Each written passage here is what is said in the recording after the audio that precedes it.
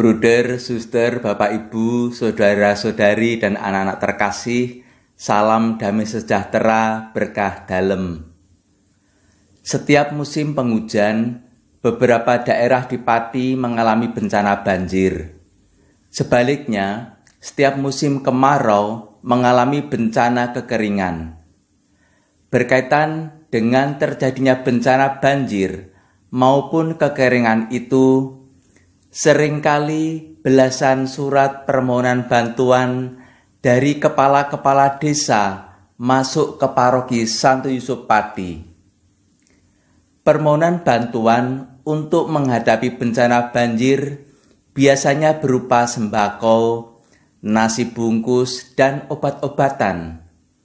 Sedangkan permohonan bantuan untuk menghadapi bencana kekeringan berupa air bersih.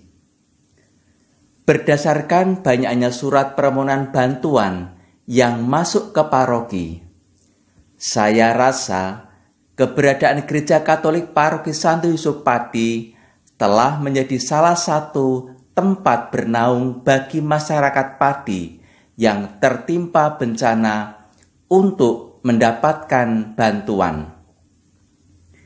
Injil Markus bab 4 ayat 26-34 berbicara mengenai hadirnya kerajaan Allah melalui dua perumpamaan.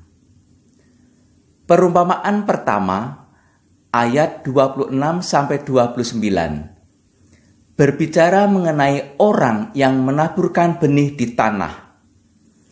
Malam hari ketika ia tidur, benih itu mengeluarkan tunas, dan tunas itu makin tinggi.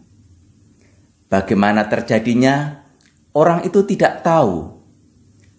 Sedangkan perumpamaan kedua, ayat 30-32, berbicara mengenai hadirnya kerajaan Allah yang semula kecil saja seperti biji sesawi.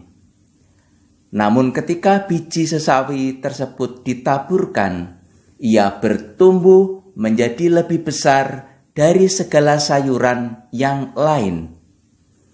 Ia mengeluarkan cabang-cabang besar sehingga burung-burung dapat bersarang dalam naungannya. Berdasarkan dua perumpamaan tersebut, kiranya Markus hendak mengatakan: 1. Meski keterlibatan manusia terhadap hadirnya kerajaan Allah tidak dapat dipungkiri harus ada, namun jangan lupa bahwa campur tangan Allah jauh begitu besar. 2. Kerajaan Allah hendaknya bisa menjadi tempat bernaung bagi orang-orang yang membutuhkan.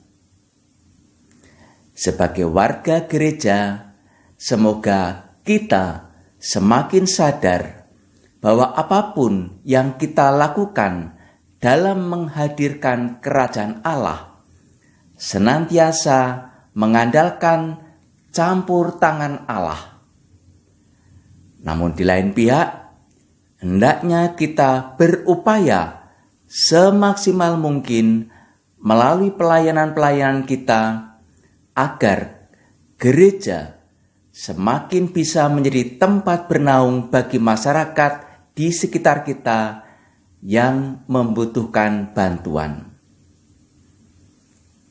Tuhan memberkati.